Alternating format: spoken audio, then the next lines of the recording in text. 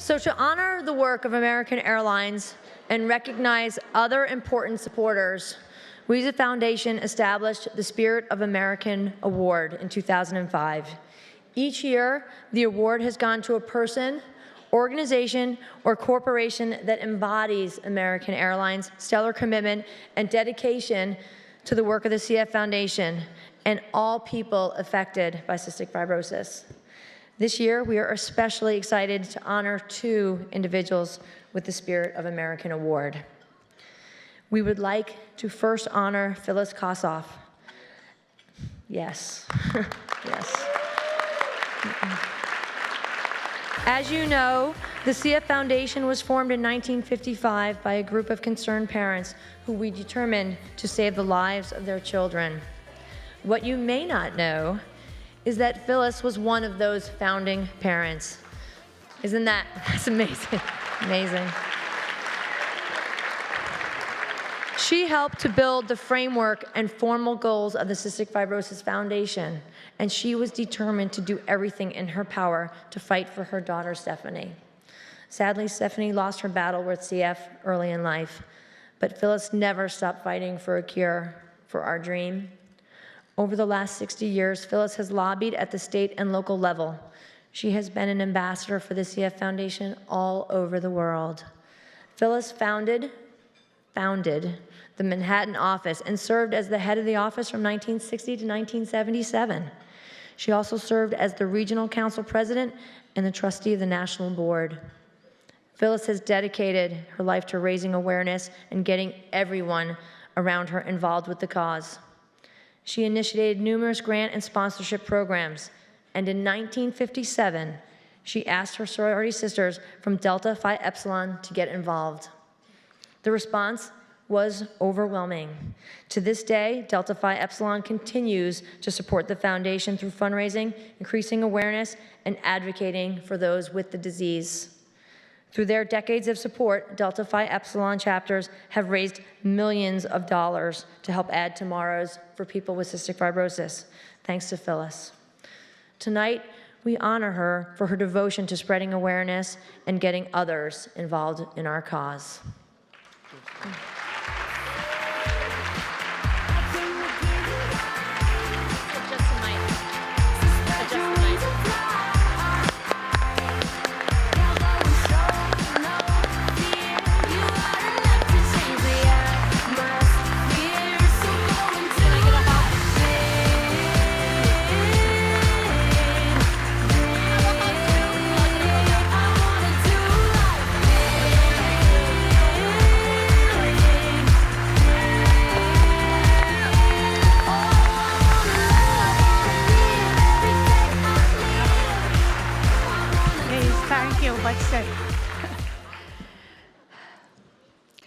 Good evening.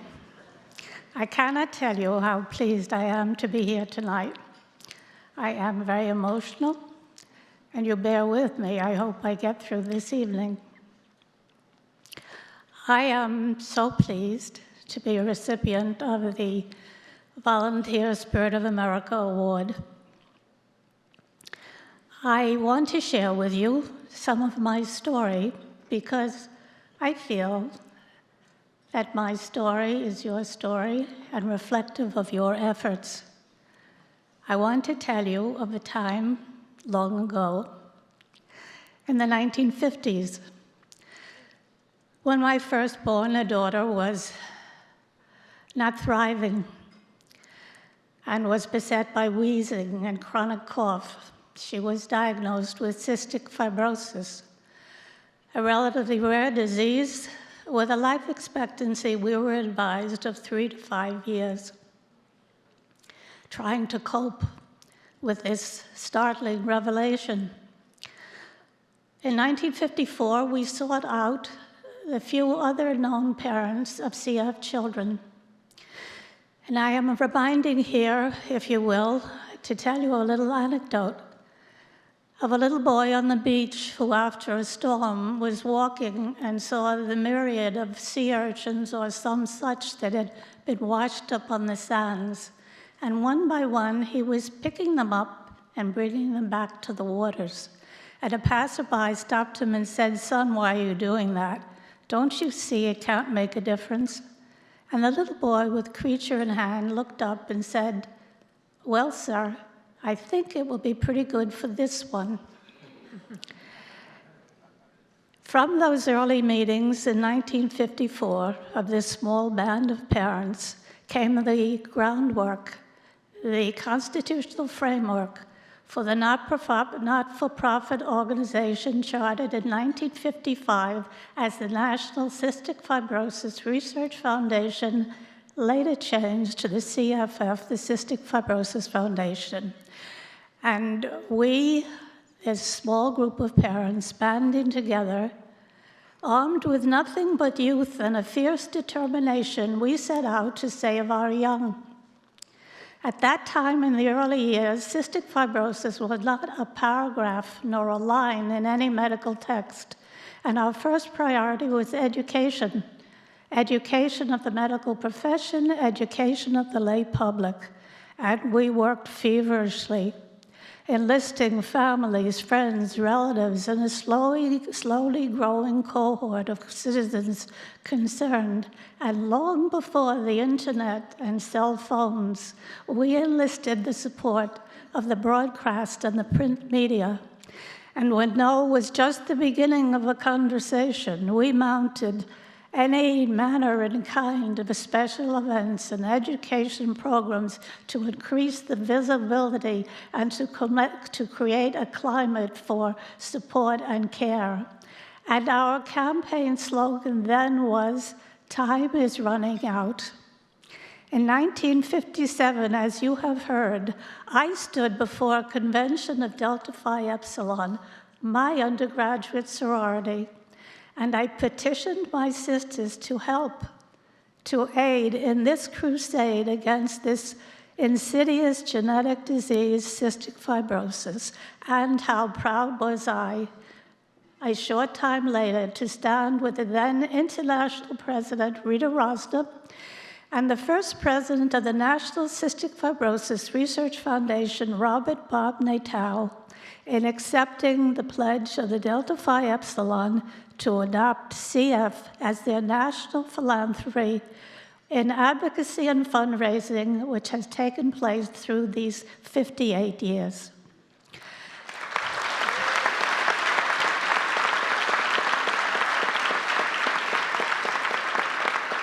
Many of those sorors, my sisters, worked with me through the years on the chapter boards, and several of them are still my cherished friends.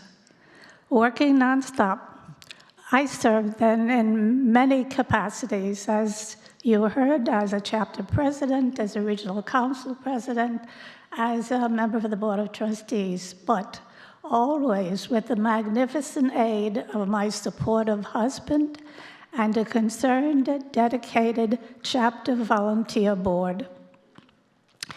And the campaign slogan then started to become, "Where there's help, there's hope." In the early 1960s and 70s, pursuing the research, care, and education agenda, we inaugurated a 4-year intense lobbying effort to try to get cystic fibrosis included in the state aid Crippled Children's Program and Title 19 Medicare Act. And fortunately, thankfully, with volunteer assistance, after 4 years, cystic fibrosis was able to have that state financial aid.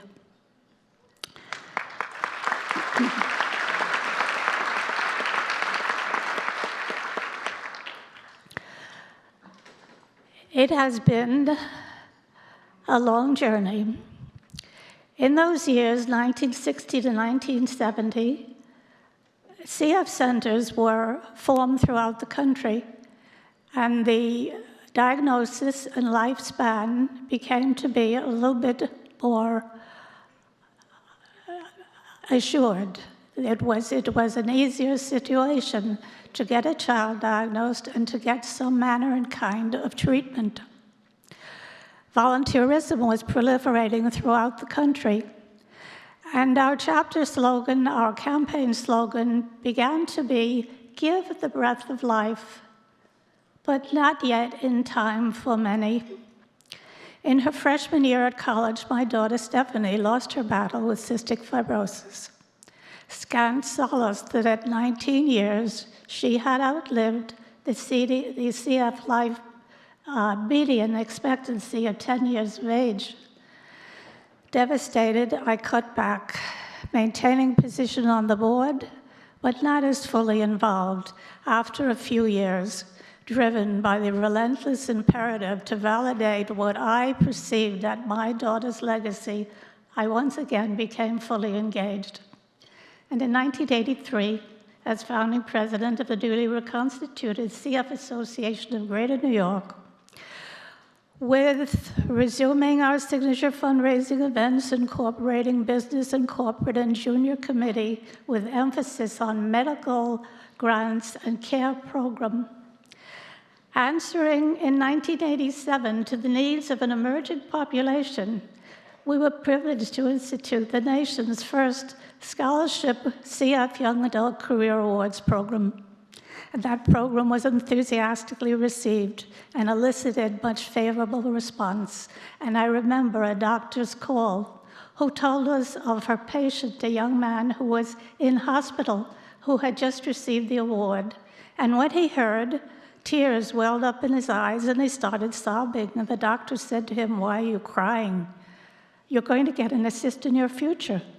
And the young man tearfully replied that he was gratified, but so moved that somebody out there really thought that he had a future.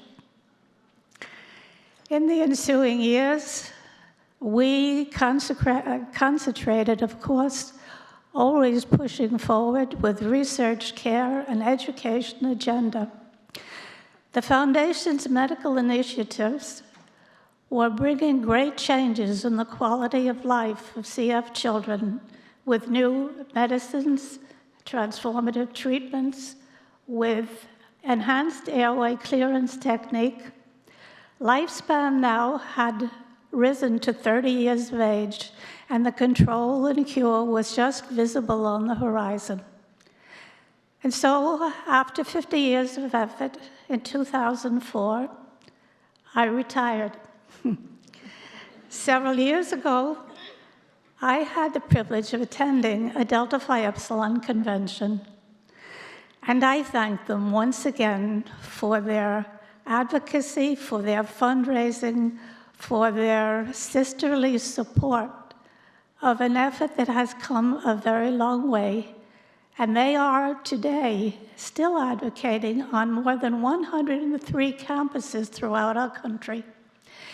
In speaking with them and addressing them, I shared with them my guiding mantra: no matter how long the night, the day is sure to come. And so we stand now on the dawn of that new day, on the cusp of a morrow without cystic fibrosis. My daughter Stephanie's favorite poetess was Emily Dickinson, who wrote, "Hope is a thing with courage that perches in the soul and sings a tune without the words and never stops at all." I am privileged this night to accept your volunteer Spirit of America Award, but I am honored to stand with you because I know that my story is your story and that we together will have put the words to Hope's song, and I thank you.